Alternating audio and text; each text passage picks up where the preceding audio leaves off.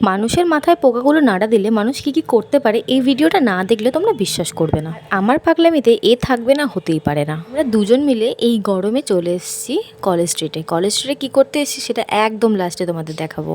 College street এসেই এত হাঁপিয়ে গেছিলাম, তো প্রথমেই এই দোকানটা দেখতে পেয়েছিলাম আর এখান থেকে খেয়েছিলাম পোড়া আমের শরবত। কিন্তু পোড়া আমের শরবত কম, এটা পুদিনা পাতার শরবত বেশি ছিল। তা সত্ত্বেও কিন্তু খেতে ভালোই ছিল শরবতটা। আর এই গরমকালে যে কোনো ঠান্ডা পানীয় খেতে এমনিই ভালো লাগে।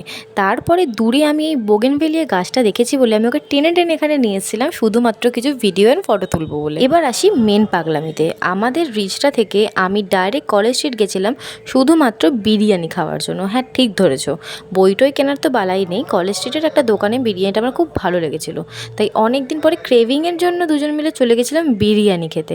বাট বিশ্বাস করো, একদম ডিসঅ্যাপয়েন্ট হয়েছি। বিরিয়ানিতে নুন দিতে ওটা ভুলেই গেছে। হ্যাঁ, লিটারেলি নুন দিতে ভুলে গেছে। আর টাকা দিয়ে কিনেছি তো, তাই জন্য চুপচাপ উপর থেকে নুন ছিটিয়ে খেয়ে নিয়েছিলাম বিরিয়ানিটা।